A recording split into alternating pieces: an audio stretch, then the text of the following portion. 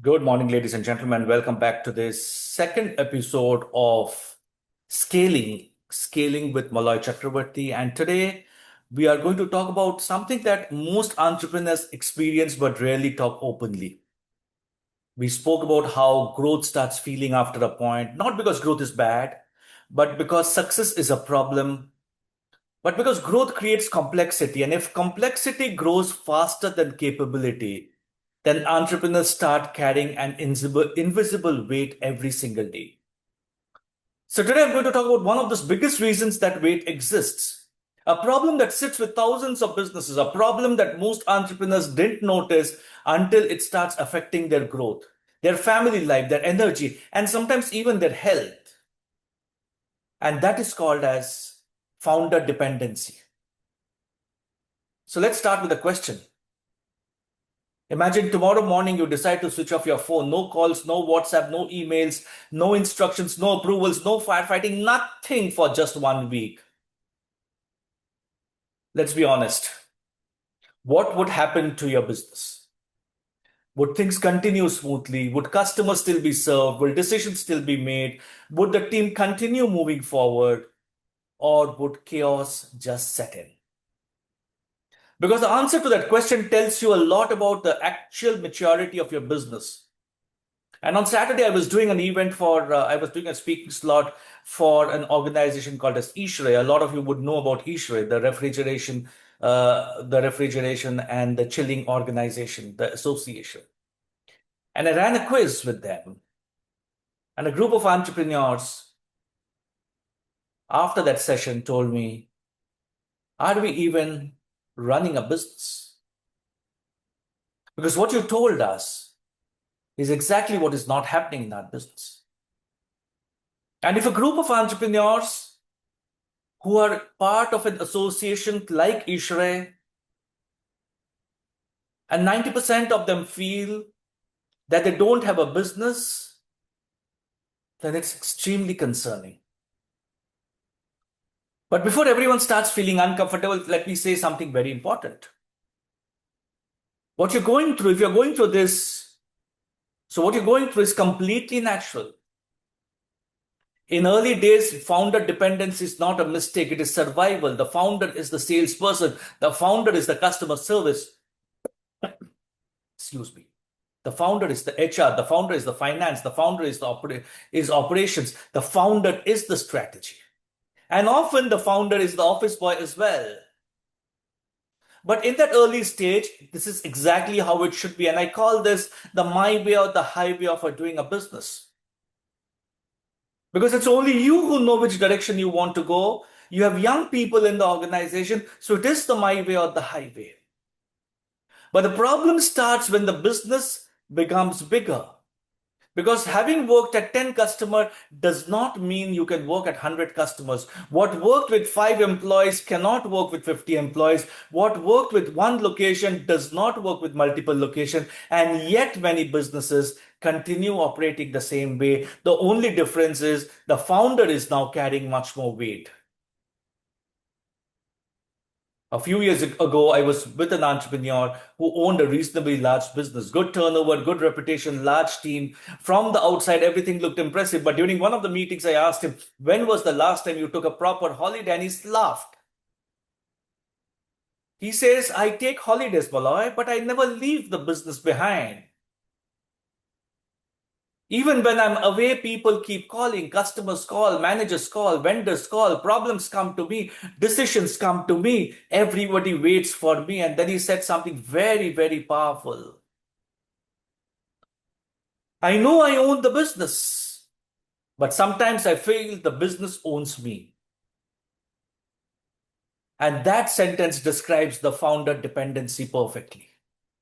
Founder involvement is healthy. Founder dependency is when the business cannot function properly without the founder. Let me again ask you something. Who approves major expenses? Who resolves customer escalation? Who makes final hiring decisions? Who settles conflicts? Who decides priorities? Who approves discount? Who handles critical relationship? If your answer to most of this question is me, then the business may be more dependent on you than you realize.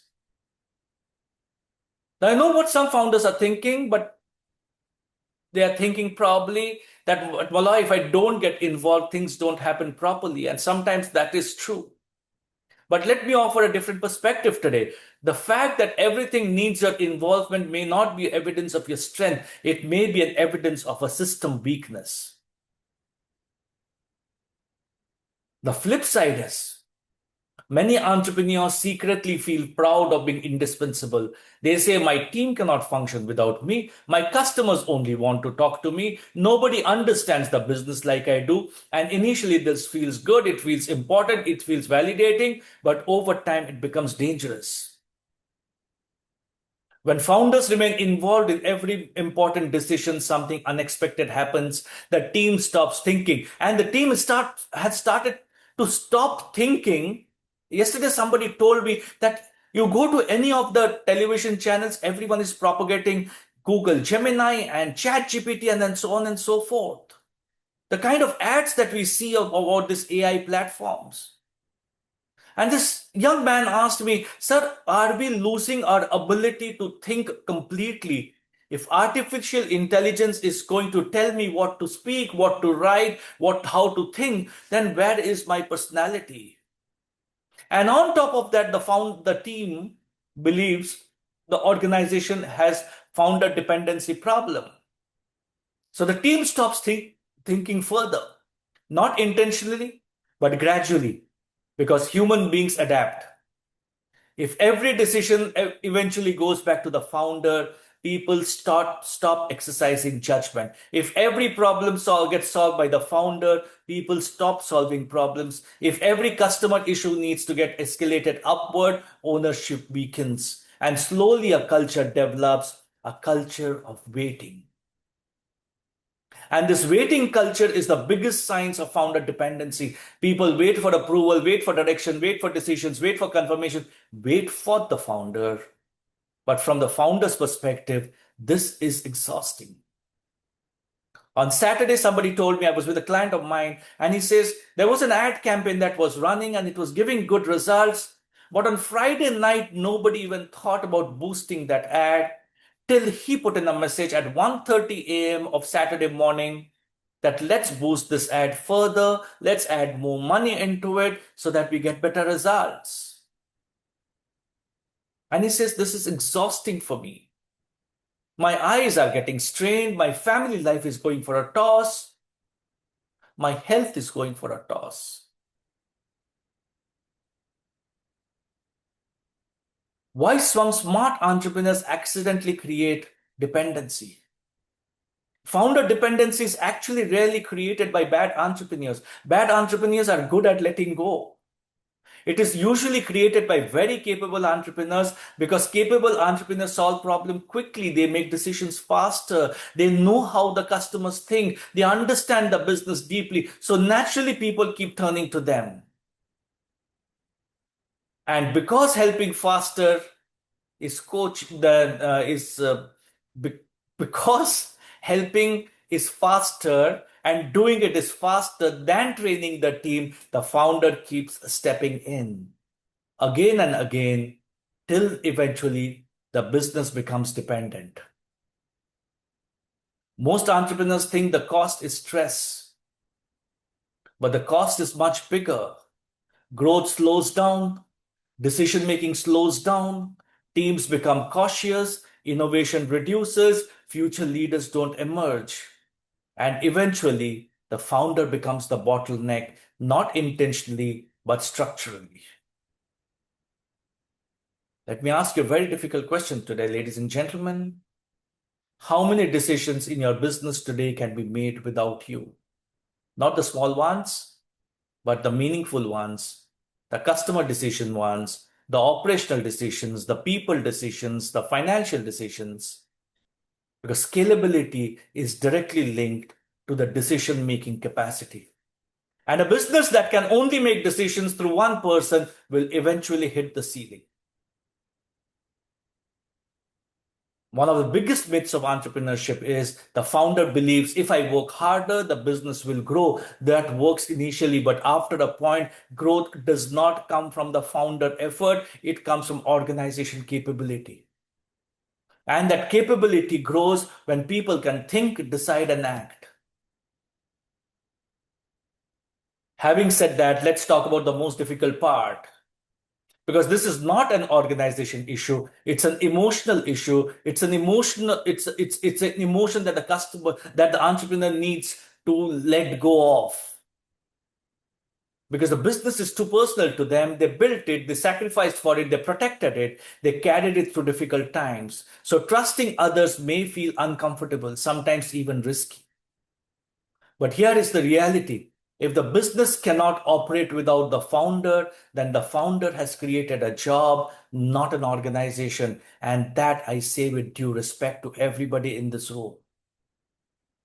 Many brilliant entrepreneurs accidentally build businesses that depend entirely on their continued process. This is important. The goal is not for the founder to disappear. The goal is for the founder to operate at a higher level. Instead of solving everything, the founder should be building people who can solve problems. The founder should be creating decision-making capability instead of being the system. The founder should be building systems. And that is what scaling actually requires. The scaling requires a shift from I need to do more to the organization needs to become more stronger. And this is a completely different mindset. And that is the hardest transition in entrepreneurship. But we need to make it happen if you're looking at a business from a perspective of perpetuity. A reflection for this week. I want you to ask 3 questions. First, what decisions still depend entirely on me? Second, what problems repeatedly come back to me again and again? And third, if I disappeared for 30 days, where would the business struggle? And the answer to these questions would reveal at what level in your business does founder dependency exist? Where do we go next from here? Because I promised you this will be a 24 episode series. So don't miss any of them because every time I'm going to bring into you something very, very different. In our next episode, we are going to discuss why hustle stops working at scale. Because every entrepreneur is trying to solve a growth challenge using the same energy and habits that help them build the business initially. And eventually, these habits stop working, not because they are wrong, but because the business has evolved. And if the business has evolved, the entrepreneur must evolve too. Final thought. The ultimate purpose of scaling is not to create a larger business. The ultimate purpose of scaling is to build a stronger business. And a stronger business is one that can function, grow, and make decisions without constantly depending on the founder's personal intervention. That is when a business starts becoming an organization. And that is what I'm sure a lot of you are striving to make. Not a business, but a commercial, profitable enterprise that outlives all of us, even when we're gone, but the business stays.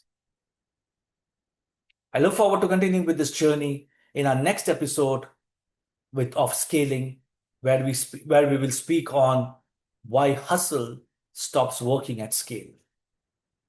Till then, take good care of yourself. Have a fantastic beginning of the third month of Q1. Remember, 2 months have passed and we have seen a lot of external turmoil, but we still have a business to run. We still have money to make. We still have profits to make. Till then, till next Monday, same place, same time, take care of yourself. God bless, and I shall see you on the other side.